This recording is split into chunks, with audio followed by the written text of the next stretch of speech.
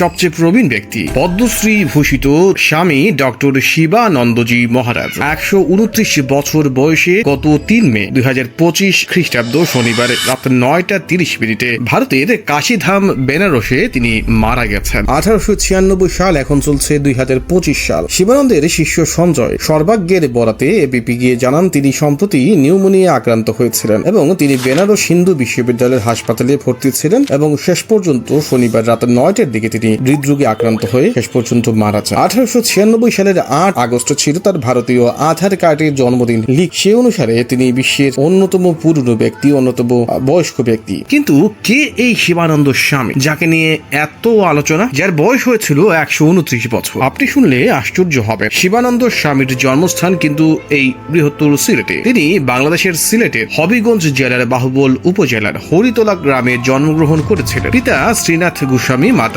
ভগবতী দেবী, মা বাবা কয়েক বছরের বড় দিদি আরতি সহ বিভিন্ন দাঁড়ে দাঁড়ে ভিক্ষা করে জীবনযাপন করতেন। চরম দারিদ্রতার কারণে ৪ বছর বয়সে ওনাকে নবদ্বীপের বিখ্যাত সন্ন্যাসী স্বামী অঙ্করানন্দর কাছে দেওয়া হয়। এর ২ বছর পর, যখন তার বয়স ৬ বছর, তিনি সন্ন্যাসীর সাথে বাড়িতে ফিরে এসে শুনলেন তার দিদি না খেতে পেয়ে মারা গেছেন। এরপর বাড়িতে আসার ৭ দিন পর বাবা মা একই দিনে মারা যান। তিনি স্বামী অঙ্করানন্দের সাথে পিতামাতার শ্রাদ্ধ শেষ করে ১৯০৮ সালে ভারতবর্ষের নবদ্বীপে গমন করেন এবং সেখানে পড়াশোনা শুরু করেন। পরবর্তীতে তিনি কলকাতা মেডিকেল কলেজ থেকে MBBS পাশ করেন। ১৯২৫ সালে তিনি বিলেতে যাত্রা করেন এবং সেখান থেকে তিনি PhD ডিগ্রি লাভ করেন। ডক্টর শিবানন্দ ছিলেন মনোরোগে PhD করা। যোগাসনের মাধ্যমে যে ১০০ বছরের ঊর্ধ্বে সুস্থভাবে বেঁচে থাকা যায়, তিনি তার উজ্জ্বল দৃষ্টান্ত। যোগব্যায়ামের ক্ষেত্রে বিশেষ অবদানের জন্য স্বামী শিবানন্দ ২০২২ সালের মার্চ মাসে ভারত সরকার কর্তৃক দেশের চতুর্থ সর্বোচ্চ পদ্মশ্রী পুরস্কারে